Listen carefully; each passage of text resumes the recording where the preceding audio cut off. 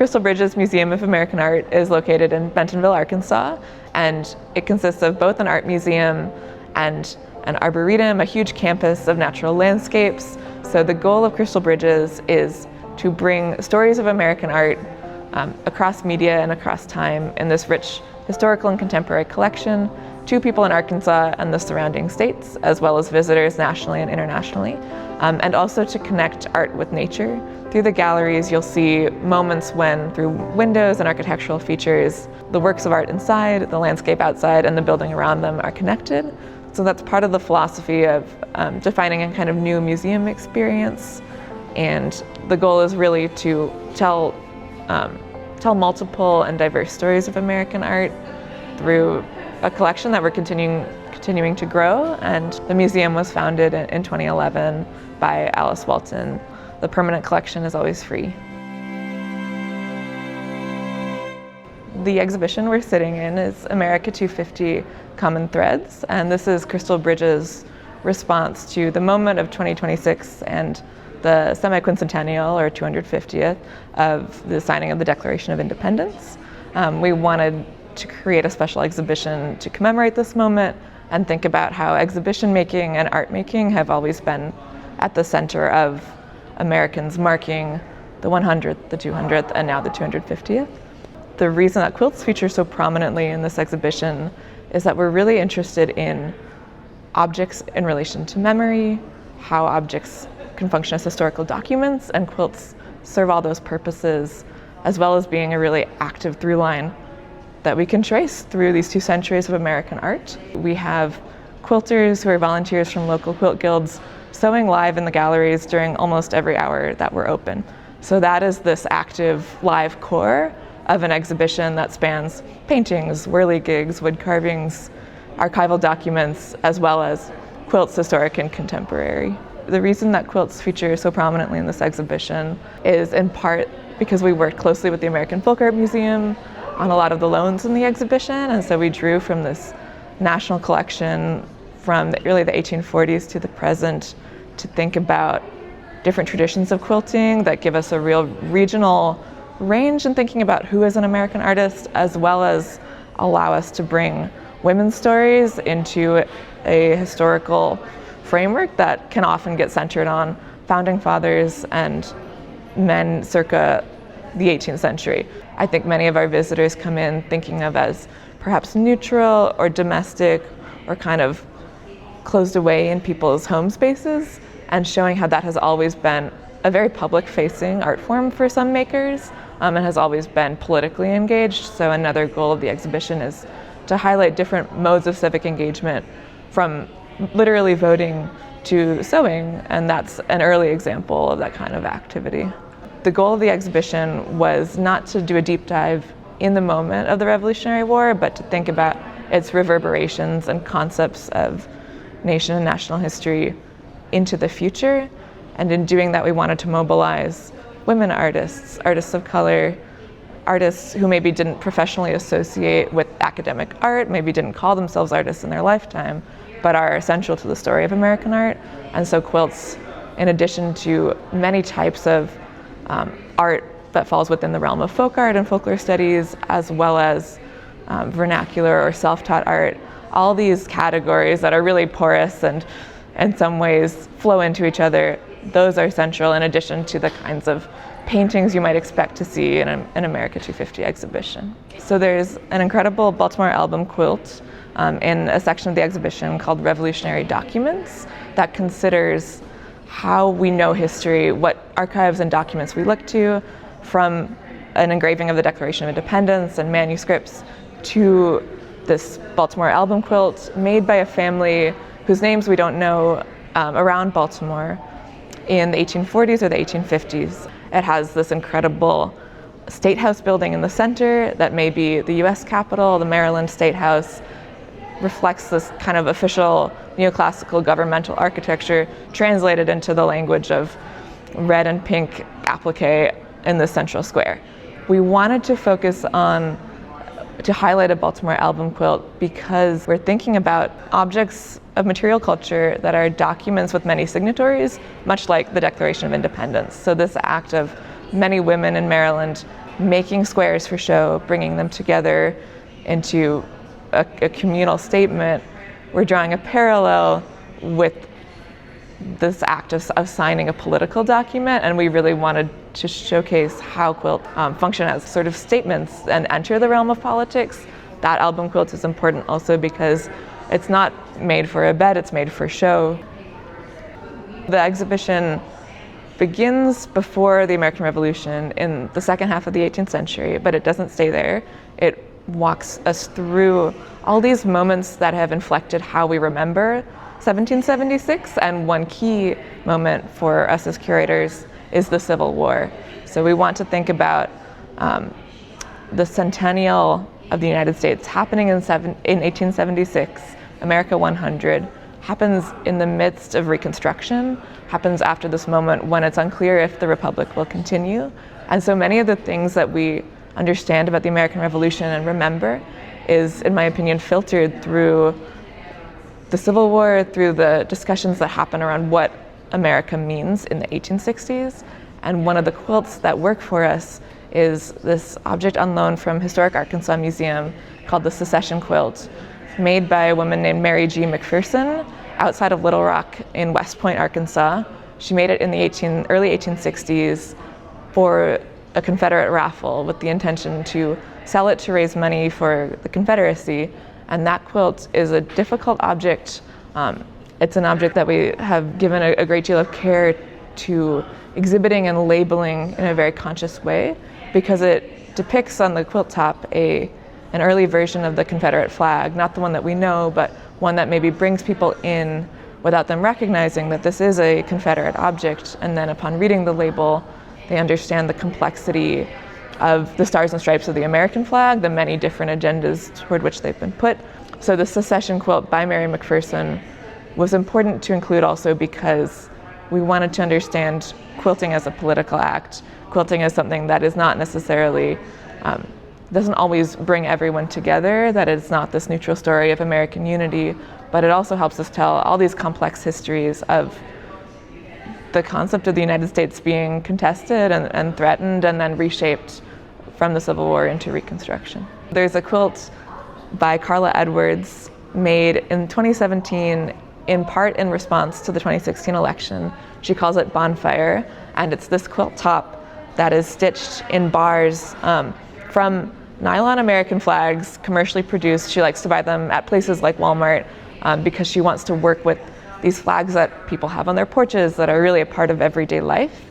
And she takes them, hand dyes them, bleaches them in these unpredictable patterns that distort the original dye. She works mainly with the stripes, not the stars, because she wants you to approach this quilt top, not quite understand that you're looking at remade American flags, and to draw people in to what can be a kind of provocative act of reassembling the flag, taking it apart. She ensures that the quilt is hung so the flags kind of drape on the floor.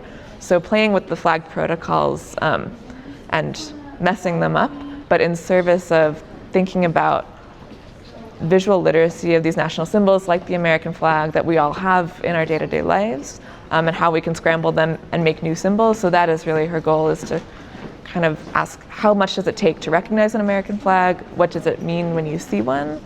And one of these sections of the exhibition, National Symbols, uses that quilt to kind of parse what American flags mean to different people, that they can be symbols of celebration, symbols of violence, anything in between. The quilt behind me is perhaps my favorite quilt in the exhibition. It's made by a G. Knappenberger, who signs her name in huge block letters twice, who lived on a farm some tens of miles outside Philadelphia. We can speculate she plausibly visited this giant World's Fair scale event that was the Philadelphia Centennial Exhibition, attended by almost 10 million people, a quarter of the US population at a time. Some people consider it the first American World's Fair, and she attended, but she maybe brought back souvenir books, other objects.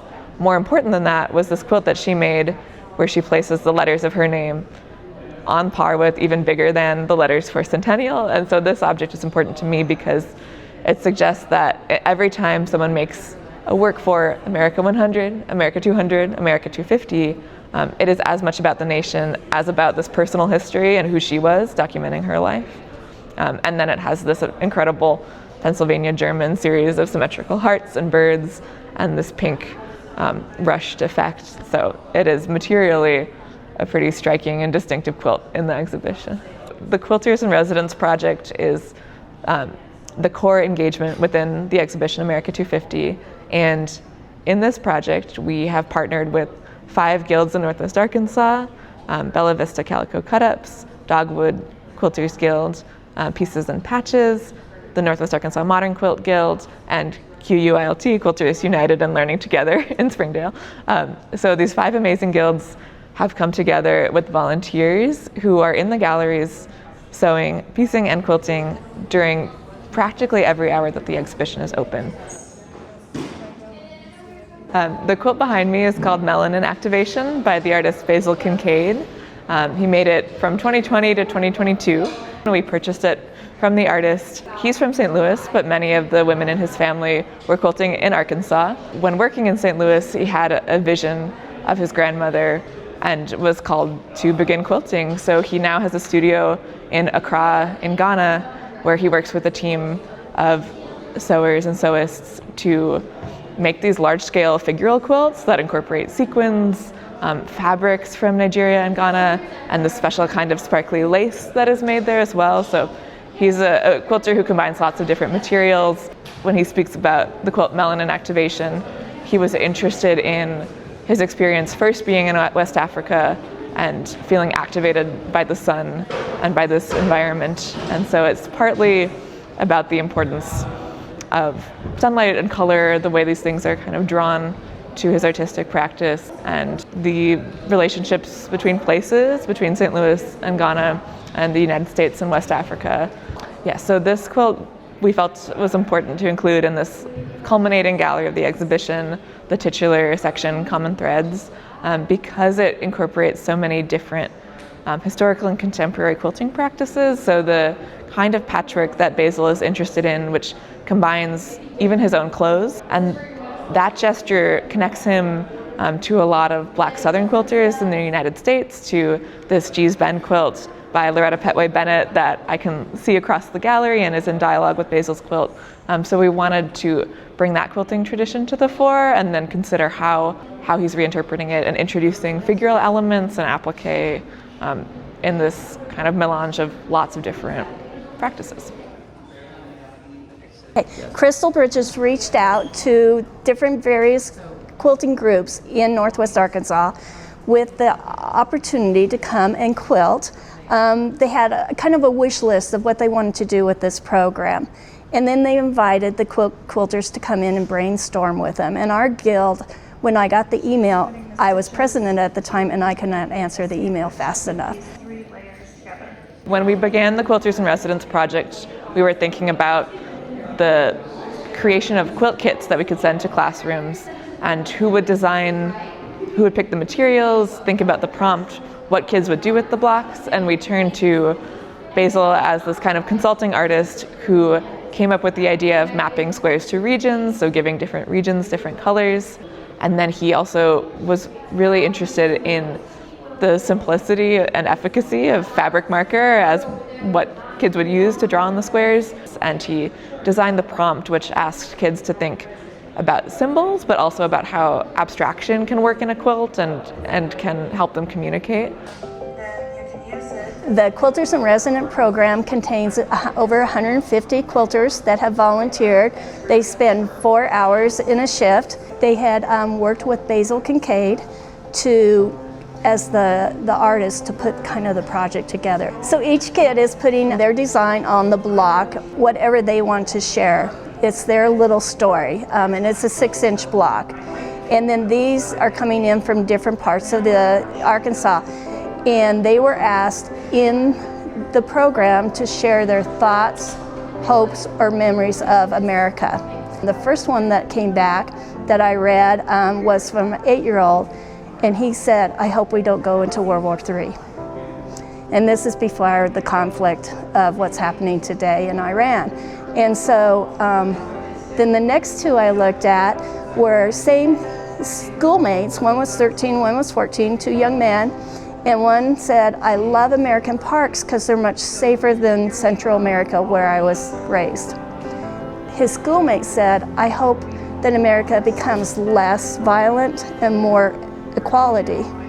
And so valid viewpoints from the same school, same classmates, just two different backgrounds.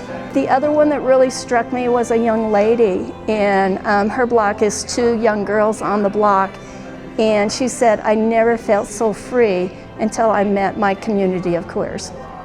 Very valid, and anyone, when you meet your community of people, whatever that might be, gives you that sense of freeing, and I thought it was very much a statement. A lot of the blocks came back with religious symbols. We're in the Bible Belt, and so they made a quilt with just a lot of the crosses and different angels and different things that came back on the blocks from the kids. There's hope in all of these. Probably the one that I saw just this week was a crack on the block with a flower growing out of it. And the young man said, I hope we can mend the political divide that we have in our country right now. So they're very politically, civically minded of what's going on. It's really been exciting to read the papers come back and see how they graphically put them together. But the overall feeling is they want a better America.